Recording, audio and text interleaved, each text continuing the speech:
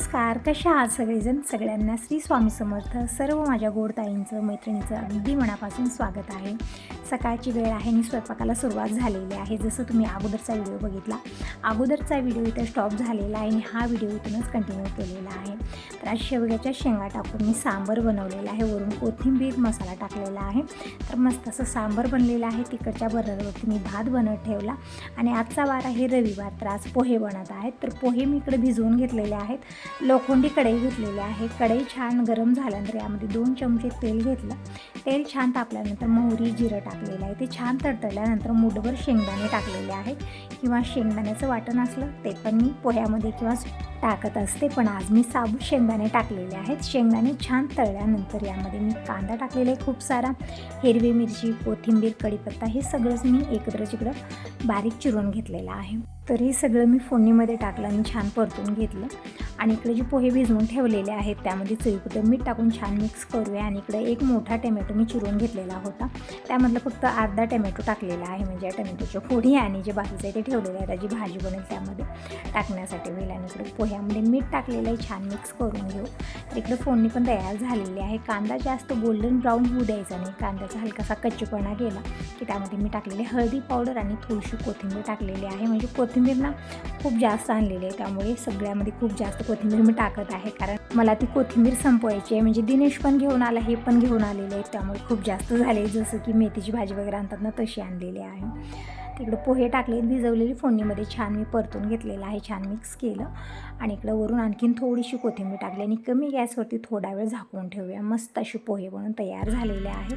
आता जी ही पसारा आहे, जी भांडे झालेले, स्वयंपाक वगैरे झालेले सगळे उचलून मी खाली टोपल्यात भरून ठेवलेलं आहे.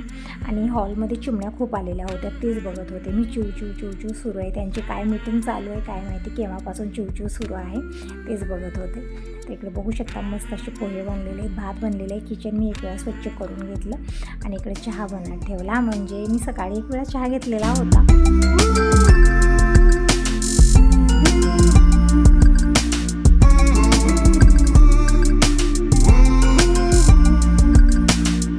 आता परत आणखीन एक वेळ इकडे चहा बनत आहे. म्हणजे जास्त घेणं पण ते पण हानिकारक असतं, पण अशी सवय असते ना व्यक्तीला की एक वेळा ते छान लागलं की मग परत मी बनवत असते. म्हणजे असं वाटतं की पोट भरून तेच घ्यावं, दुसरं काही घेऊ नये, अशी एक सवय आहे मला. त्यामुळे मी इथं आणखीन एक वेळा चहा बनवलेला आहे आणि संग पाणी पण भरून ठेवलं. चहा घेतला निवांत बसून आणि देवपूजा केलेली आहे. तर पूजा वगैरे झाली आणि आता भाकरी बनवून घेऊ. तसं तर आज खूप लेट झालेलं आहे, म्हणजे टाईम सांगितलं तर सकाळचे 10:30 वाजलेले आहेत. आणखीन आज भाकरी बनलेल्या नाही. तसं तर मी सकाळीच पूर्ण स्वयंपाक करून घेते, कारण नंतर किचनमध्ये यायला आणि ती सगळी कामं करायला नको वाटतात. पण आज थोडासा लेटच झाला मला, म्हणजे थोडंसं अमक करत कामं केली, कारण सकाळी नाश्ता वगैरे बनलेला होता. त्यामुळे तिकडे दिनेशला अगोदर मी जेवायला वाढलेला आहे. मस्त असे गरमागरम पोहे आणि वरण भात पण बनलेला आहे. तर दिनेशचं जेवण होत आहे तोपर्यंत मी टिफिन भरते. तर इकडं टिफिनमध्ये पोहे भरले एका डब्यामध्ये आणि दुसरे जे 2 डबे आहेत त्यामध्ये एकात भात आणि एकात वरण मी देणार आहे. म्हणजे दोघांच्या हिशोबाने हे जाते. यांचा तरी रविवारचा उपवास आहे, त्यामुळे हे पोहेच खातील. आणि जे गॅरेजमध्ये कामाला मुलगा आहे त्याच्यासाठी भात, वरण आणि भाकर हे सगळं मला पॅक करून द्यायचं आहे. तर इकडे टिफिन भरलेला आहे. म्हणजे ही कामं झाली ना मग निवांत बाकीची कामं करायला मी थोडीशी निश्चिंत म्हणजे निवांत करते. थोडासा वेळ असतो ना मग नंतर.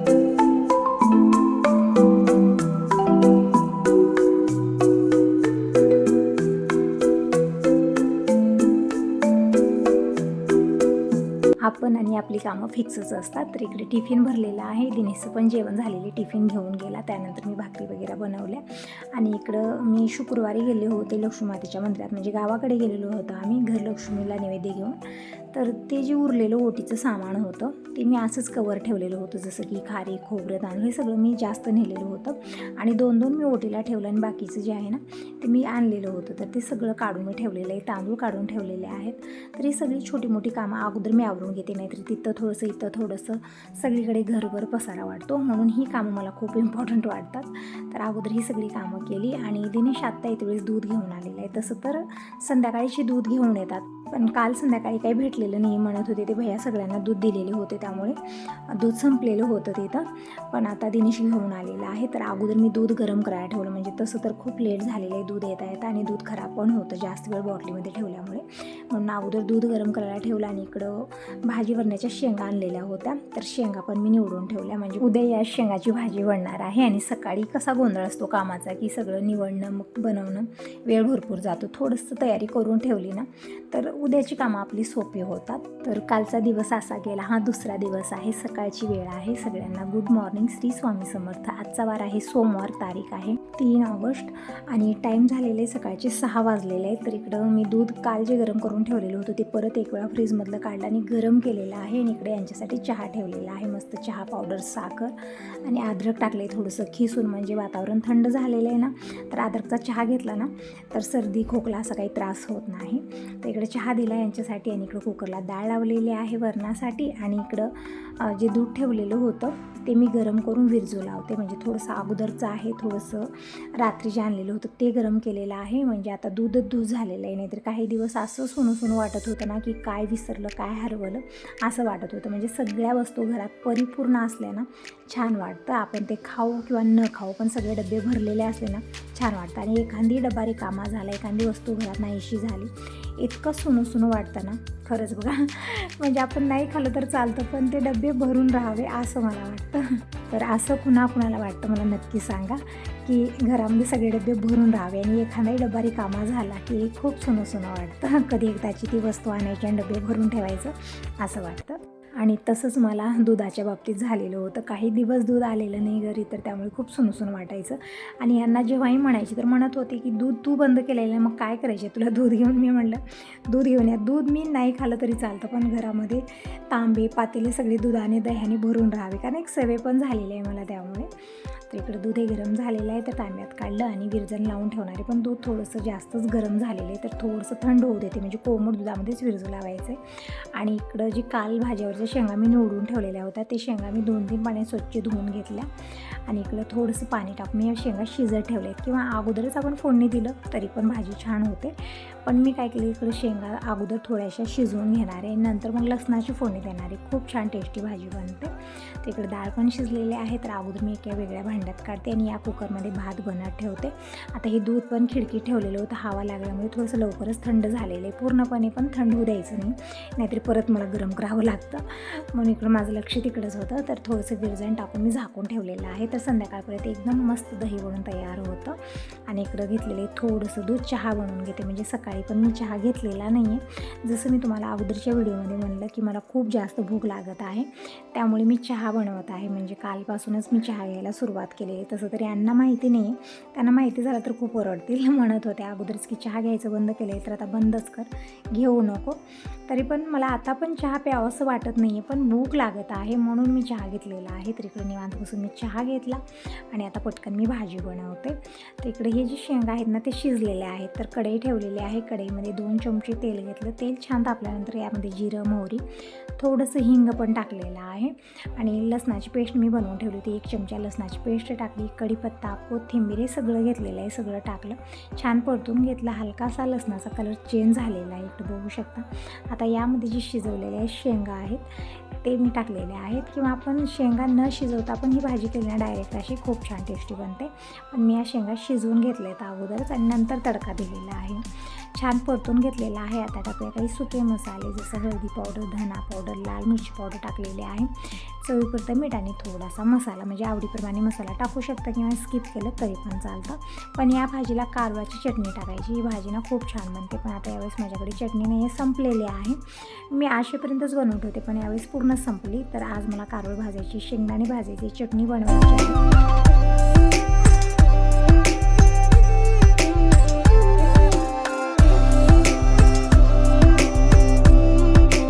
चटणी संपल्यानंतर पटकन मी बनवून ठेवते, म्हणजे डब्बाच रिकामा होऊ देत नाही. पण यावेळेस ना मला बनवणं झालंच नाही आहे, तर आज मी कारळ भाजून चटणी वगैरे बनवून ठेवते. आणि तसं म्हणतात सोमवारी कारळ भाजू नये, पण आज सोमवार पण आहे, बघूया आज झालं तर. म्हणजे आज मी बनवणार नाही, उद्या बनवणार आहे. म्हणजे थोडेसे नेम काही रूल्स असतात ते पण फॉलो केलेच पाहिजे ना.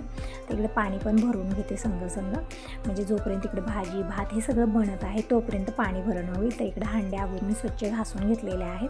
म्हणजे बोरचं पाणी भरून एक 2-3 दिवस ठेवलं ना तर थोडंसं असं होतं ना, म्हणजे एकदम पांढरं असं त्या ह्याच्यामध्ये, म्हणजे पाण्यातच काहीतरी फरक असल्यामुळे तसं होत असेल. त्यामुळे सगळे हांडे छान मी घासून घेतलेले आहेत आणि इकडे स्वच्छ धुवून मी पाणी भरून घेते.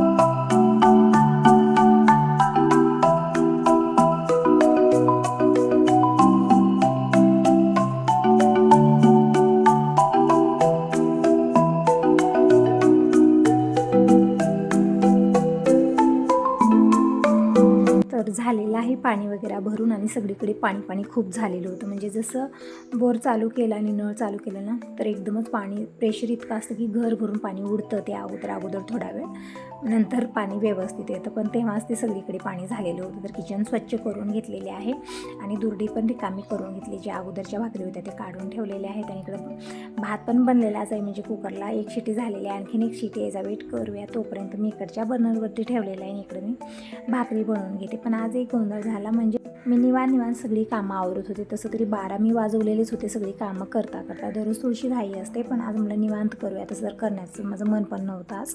तर निवांत सगळी कामं आवरत होते. पण तितक्यात मला आईचा फोन आला की आई म्हणत होती की अरुणाच्या घरी जाऊया, म्हणजे अरुणाला पान लागलेलं आहे तर तिला भेटायला बोलायला जाऊया. तर मी म्हणलं काही प्लॅनिंग नाही आहे, कुठली कामं माझी आवरली नाही, तुम्ही जाऊन या, आई आणि अण्णा दोघंजण जात आहेत. मी म्हटलं नंतर मी येईन कधीतरी. पण नंतर यांना माहिती झालं, म्हणजे अण्णा यांना फोन केलेले होते. तर हे म्हणत होते की इतक्या घाई गडबडीने घरी आले आणि म्हणत होते गेली का नाही, साई अण्णासोबत जातो पण आणि अरुणाला भेटून ये. तर आता मला सगळी कामं जिथल्या तिथे ठेवली आणि अचानकच मला आणून बस स्टॉपला सोडले आणि एस टी पण गेलेली होती. तर ऑटोमध्ये बसून मला उदगीरपर्यंत पाठवले. इतकी घाई गडबड, इतका गोंधळ झाला, म्हणजे कसली प्लॅनिंग नसताना जी कामं करतो ना तेव्हा असाच गोंधळ होतो. आणि आई अण्णा अगोदरच उदगीरला आलेले होते, म्हणजे अगोदरच त्यांनी मला विचारलेलं होतं की चल आमच्यासोबत, पण मी नगं म्हणत होते. पण नंतरच आमचा अचानकच प्लॅन झाला आणि मला आज इतक्या घाई गडबडीत त्या ऑटोमध्ये बसवले. फायनली मी येऊन उदगीरला पोहोचले. तोपर्यंत अण्णाही माझा वेट करत बसलेले होते. तर आता आम्ही सगळेजण इकडे ऑटो पकडला, कारण यांची पण एस टी गेली माझ्या नादामध्ये. तेव्हा आम्ही ऑटो पकडला शिरोळचा आणि जाता कल्पना पण आमच्यासोबत येणार होती. तर जानापूरला थांबलो, कल्पनाला घेतला आम्ही त्याच ऑटोमध्ये आणि आता आम्ही सगळेजण अरुणाच्या घरी जात आहोत. अरुणा ही माझी 5व्या नंबरची बहीण आहे. तर आम्ही आई अण्णा मी कल्पना आम्ही 4जण जात आहोत ऑटोमध्ये. बघू शकता खूप सारेजण बसलेले होते, कारण ऑटोमध्ये जेव्हा बसायचं असंच असतं. एस टी ही खरंच बघा, एस टीमध्ये प्रवास जे असतो ना चांगला असतो, पण एस टी गेलेली होती. त्यामुळे फायनली आम्ही अरुणाच्या गावात येऊन पोहोचलेलो आहोत आणि तिच्या घरी पण आलो. आल्यानंतर पाय वगैरे धुले, सगळ्यांशी बोलणं झालं आणि अरुणाच्या घरी येता आम्हाला 2 वाजलेले होते, कारण घरातनंच आम्ही खूप लेट निघालो. त्यामुळे म्हणजे कसली प्लॅनिंग नसताना कामं केली ना, कामं अशीच होतात, एकही वेळेत होत नाही. तर फायनली आलेलो आहोत आणि आल्यानंतर थोडा वेळ बसलो. आता आम्ही जेवण करत आहोत, कारण थोड्या वेळात आम्हाला परत पण जायचं आहे. अरुणा तेच म्हणत आहे की आल्यासारखंच वाटत नाही आहे, आलो आणि लगेच जायला पण निघालो. तुम्ही सकाळी थोडंसं लवकर आम्ही आलो असतो ना तर 1-2 तास थांबला असतो, याच्यापाशी छान वाटलं असतं सगळ्यांना. पण इतकी घाई झाली ना, खूप घाईने आम्ही सगळेजण आलो आणि आता इकडं जेवण करत आहोत. अरुणानं अगोदर स्वयंपाक वगैरे करून ठेवलेला आहे आणि कल्पनाचा आणि अरुणाचा सोमवारचा उपवास पण आहे. तर आता आम्ही जेवण करत आहोत. तर तुम्ही सगळेजण कसला वेट करता, या सगळेजण जेवण करायला. जेवण करून आम्ही थोड्या वेळात परत जायला निघणार आहोत. तर अरुणाला आयर आणलेला आहे, म्हणजे साड्या वगैरे आणलेल्या सगळ्यांनी आम्ही. तर साड्या नेसवायच्या आहे तिला. तर कल्पना म्हणलं अरुणाला कुंकू लावून साड्या नेसू, ओटी भरतीची आणि आपण थोड्या वेळात जायला निघूया. तसं तर अण्णाला पण दवाखान्यात दाखवायचं आहे, त्यांची तब्येत ठीक नाही आहे. तर आता जाता अण्णाला पण दवाखान्यात दाखवूया म्हणून थोडंसं लवकर आम्ही निघणार आहोत घरातनं. तर हाच होता व्हिडिओ. आवडला तर लाईक करा, पहिल्यांदा बघत असाल तर चॅनलला सबस्क्राईब करा, कमेंट करून सांगा आणि नेक्स्ट व्हिडिओ जरूर बघा, म्हणजे तुम्हाला पूर्ण प्रोसेसिंग समजेल की काय झालं काय नाही. म्हणजे इतकी घाई गडबड झाली ना, इथून पण आम्ही घाई गडबडीतच निघालो परत जायला आणि जाता आम्ही उदगीरला गेलो. उदगीरला गेल्यानंतर काय गोंधळ झाला ते सांगितल्यानंतर तर तुम्ही खूपच हसणार आहात. तसं झालेलं होतं, कारण एक तर सोमवार असल्यामुळे उदगीर बंद होतं आणि एकही दवाखाने म्हणजे डॉक्टर्स नव्हते दवाखान्यात. खूप पंचायत झाली ते तरी. तर नेक्स्ट व्हिडिओ जरूर बघा.